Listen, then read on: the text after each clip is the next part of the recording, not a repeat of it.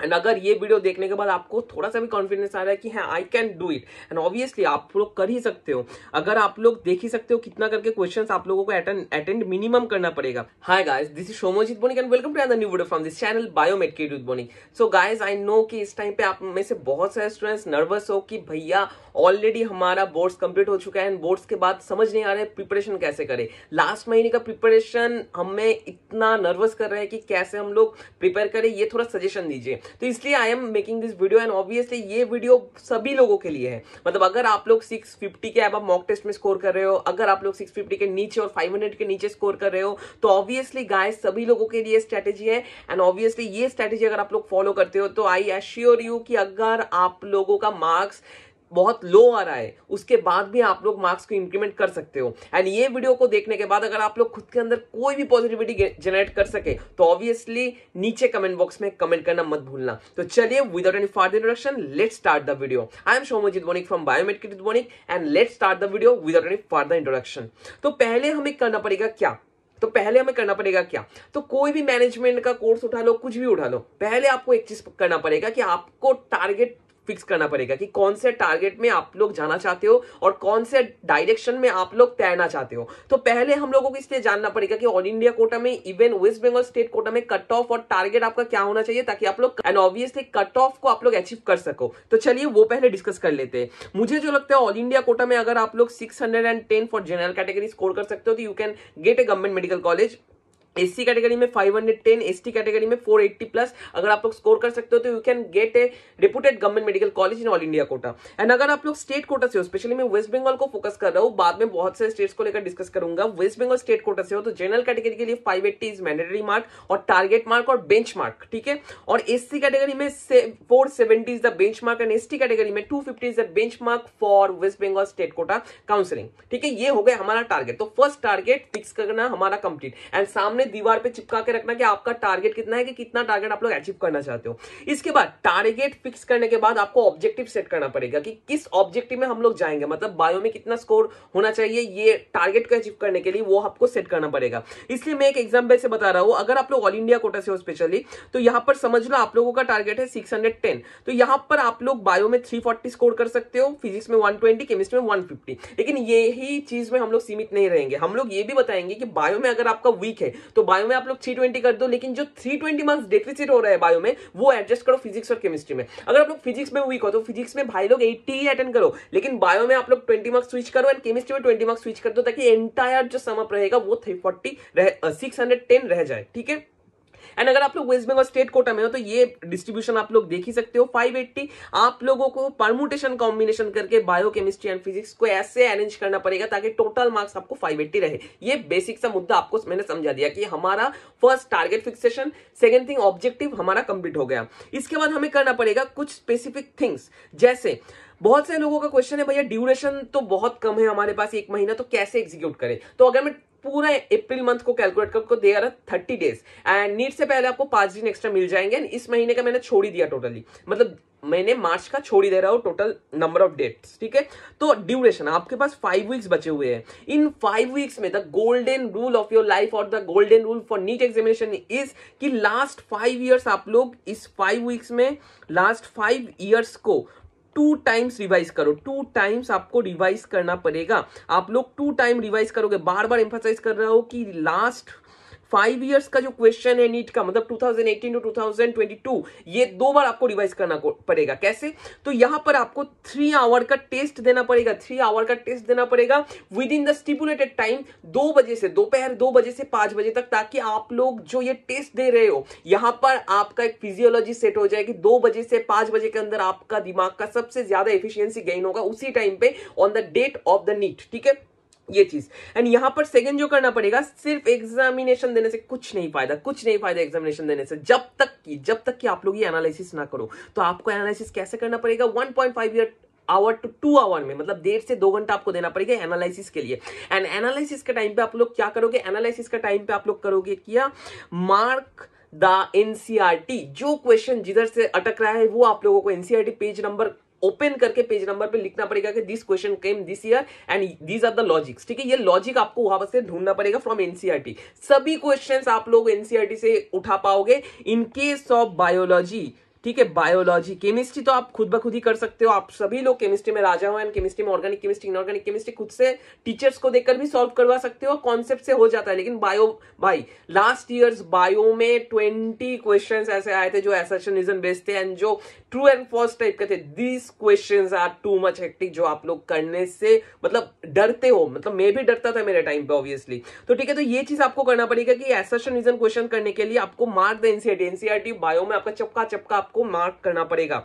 इसके बाद analyse the other options, मतलब जो करेक्ट ऑप्शन है वो तो आपने एनालिसिस किया, लेकिन जो इनकरेक्ट ऑप्शन है वो 3 भी आपको एनालिसिस करना पड़ेगा। हाँ भाई लोग, वो 3 भी आपको एनालिसिस करना पड़ेगा। And write down the wrong answers. Wrong answers, आपने जो जो क्वेश्चन आप लोग रॉन्ग कर रहे हो, मतलब गलती कर रहे हो, सिली मिस्टेक कर रहे हो, वो सेपरेट नोटबुक में नोट करना पड़ेगा ताकि एग्जामिनेशन से पहले वाले दिन वो नोट कर सको। स्पेशली इन फिजिक्स, फिजिक्स में बहुत सारे फॉर्मूलाज है, इंडक्टेंस, ये वो फॉर्मूलाज है।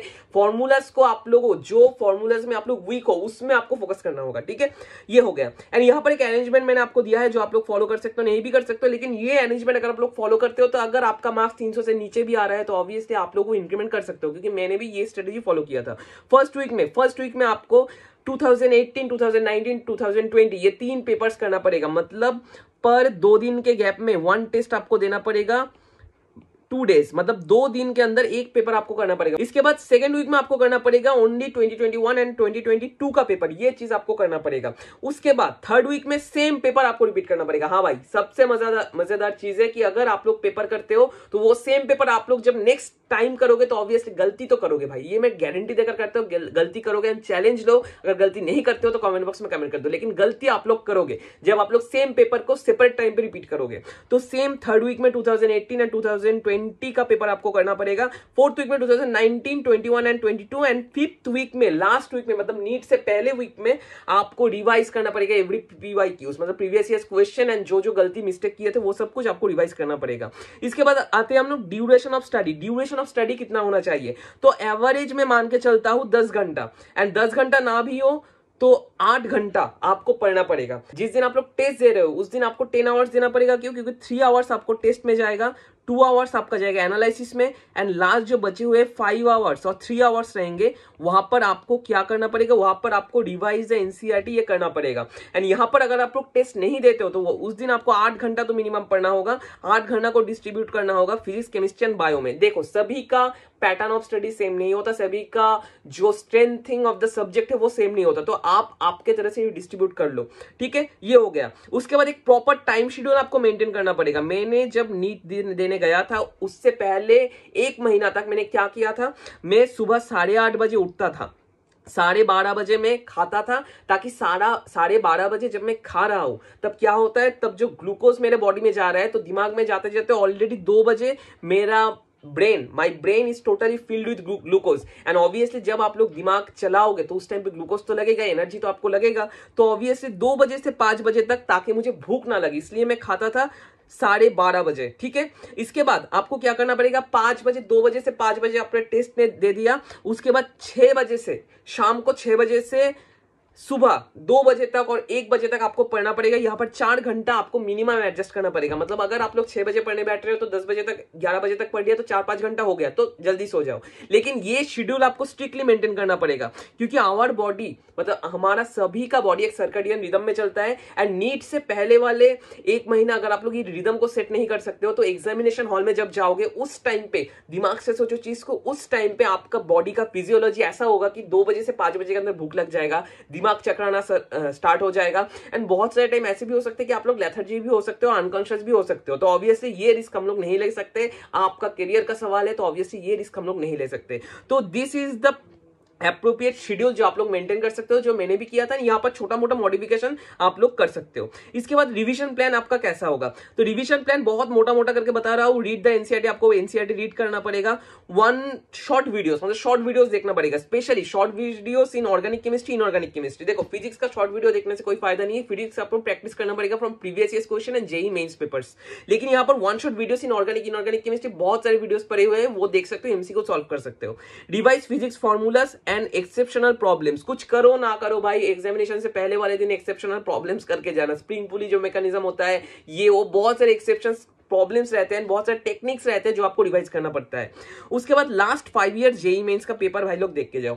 यूट्यूब में खोजो जेई में सॉल्व पेपर्स, जेई में इसका पेपर देख के जाओ, मिनिमम केमिस्ट्री ना देखो, फिजिक्स को देख के जाओ, क्योंकि फिजिक्स का बहुत सारे फॉर्मूलाज वो रिपीट करते हैं। आप लोग बुक्स भी खरीद सकते हो प्रैक्टिस करने के लिए, ठीक है।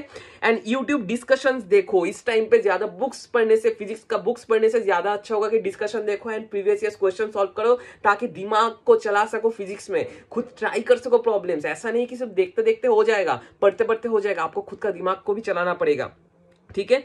ये हो गया। इसके बाद हम लोग आते हैं till you don't solve questions nothing will be gained. तो आप जब तक क्वेश्चन नहीं सॉल्व करोगे, प्रीवियस ईयर्स पेपर्स नहीं सॉल्व करोगे, खुद ट्राई नहीं करोगे, तब तक कोई फायदा नहीं। एंड आपने कर भी लिया उसके बाद भी अगर आप लोग एनालिसिस नहीं करते हो तो कुछ फायदा नहीं होगा। इसके बाद most questions from assertion reason come from NCERT, ये चीज आपको याद रखना पड़ेगा। तो असर्शन रीजन क्वेश्चंस आपको सॉल्व करना पड़ेगा, सॉल्व करने की कोशिश करना पड़ेगा। Focus on the weak topics जो है, जैसे आपका बहुत सारे लोगों का सर्किट का प्रॉब्लम होता है, इंडक्टेंस का प्रॉब्लम होता है, फिजिक्स में स्पेशली, बायो में बहुत सारे लोगों का बायोटेक्नोलॉजी में प्रॉब्लम होता है, इकोसिस्टम को इग्नोर कर जाते हैं। ये जो टॉपिक्स है, ईयर्स याद रखना पड़ता है, कौन सा साइंटिस्ट किया, इन्वेंट किया, ये याद रखना पड़ता है, ये आपको करना पड़ेगा। ये जो वीक टॉपिक्स है, इनमें से आपको ढूंढना पड़ेगा कि कौन सा टॉपिक ज्यादा नंबर कैरी करते हैं, उस टॉपिक के ऊपर फोकस करना पड़ेगा। And last but not the list, paper attempting strategy, ये होना चाहिए आपका मेन प्रायोरिटी। जब आप लोग घर पे भी पेपर प्रैक्टिस करोगे, मतलब यहाँ पर जो पेपर आप लोग प्रैक्टिस करोगे, वो एक पर्टिकुलर स्ट्रेटेजिक वे में होना चाहिए। जैसे बहुत सारे लोग स्टार्टिंग में बायो करते हैं, उसके बाद केमिस्ट्री, उसके बाद फिजिक्स। मतलब आप लोग एग्जामिनेशन हॉल पे जाकर ये भी देख सकते हो कि केमिस्ट्री का पेपर इजी आया है और फिजिक्स का पेपर इजी आया है, एंड फिजिक्स का पेपर लग रहा है इजी हो रहा है। ऐसे बहुत सारे स्टूडेंट्स का बहुत सारा टाइम चला जाता है कि वो लोग क्या करते हैं, फिजिक्स का पेपर आगे अटेम्प्ट करने के लिए क्या करते हैं, केमिस्ट्री एंड बायो को कॉम्प्रोमाइज कर लेते हैं, जो उनका स्ट्रॉन्ग पॉइंट होता है। ऐसा करने से नहीं चलेगा। फुल मंथ आपको प्रैक्टिस करना पड़ेगा। आप लोग बायो फर्स्ट में कर सकते हो और केमिस्ट्री। बायो अगर फर्स्ट में करते हो तो ऑब्वियसली 50 मिनट्स के अंदर आपको ट्राई करना होगा कि बायो का एंटायर पेपर खत्म हो जाए। उसके बाद chemistry 45 minutes to 50 minutes, and physics के लिए आपको मिनिमम 1 आवर और मैक्सिमम 1 आवर 10 मिनट्स रखना पड़ेगा, ताकि आप लोग वो पेपर सॉल्व कर सको। एंड ओएमआर फिलअप तो 3 सेकंड करके पर ओएमआर फिलअप करने में जाता है, एंड टोटल ओएमआर फिलअप में आपको मिनिमम 10 मिनट्स लग जाएंगे। एंड फॉर्म फिलअप एंड सब कुछ, सिग्नेचर भी करना पड़ता है, पिक्चर भी अटैच करना पड़ता है, तो उसमें टाइम चला जाता है। एंड केमिस्ट्री अगर आप लोग स्टार्टिंग में करते हो वो भी कर सकते हो, उसके बाद बायो, उसके बाद फिजिक्स। एंड ये जो पेपर अटेम्प्ट आप लोग करोगे, ये स्ट्रेटेजी को फॉलो करके ही आप लोगों को करना पड़ेगा, ताकि ऐसा ना हो कि घर पे आप लोग बायो पहले कर रहे हो एंड वहां पर जाकर आपने फिजिक्स पहले कर दिया, तो ऑब्वियसली ब्लंडर होने का बहुत सारा चांस रहता है। These are the main things जो बहुत सारे स्टूडेंट्स इग्नोर कर जाते हैं। अगर आप लोग ये पॉसिबल हो सके तो फॉलो करो 1 मंथ को। एंड अगर ये वीडियो देखने के बाद आपको थोड़ा सा भी कॉन्फिडेंस आ रहा है कि हाँ I can do it, and obviously आप लोग कर ही सकते हो। अगर आप लोग देख ही सकते हो कितना करके क्वेश्चंस आप लोगों को अटेंड मिनिमम करना पड़ेगा, एंड अगर आप लोग ये क्वेश्चंस अटेंड करके ये टारगेट मार्क अचीव कर सकते हो, तो ऑब्वियसली भाई लोग you can get A government seat in all India Kota और स्टेट कोटा। तो this is the entire video. आपको ये वीडियो कैसा लगा नीचे कमेंट बॉक्स में कमेंट करना मत भूलना। एंड अगर आपको लगा रहा है कि इस वीडियो को देखने के बाद आपके अंदर कोई भी स्पार्क जनरेट हो पाए, तो ऑब्वियसली नीचे कमेंट करना मत भूलना। आज से इतना ही, नेक्स्ट और इंटरेस्टिंग वीडियोस को लेकर तब तक के लिए स्टे ट्यून्ड विद बायोमेट के जित Bonik. Thank you guys for watching the entire video. And obviously नीचे डिस्क्रिप्शन बॉक्स में टेलीग्राम ग्रुप का लिंक दिया हुआ है, व्हाट्सएप ग्रुप का लिंक दिया हुआ है, वहां पर जाकर ज्वाइन कर सकते हो। वहां पर हम लोग आपसे 1-to-1 इंटरेक्ट करेंगे, and it's totally free of cost. And ये पीडीएफ भी नीचे अटैच करा हुआ रहेगा, तो ऑब्वियसली आप लोग नीचे जाकर चेक कर सकते हो। आज से इतना ही, नेक्स्ट और इंटरेस्टिंग वीडियोस को लेकर तब तक के लिए स्टे ट्यून्ड विद बायोमेट के जित बोनी। Thank you guys.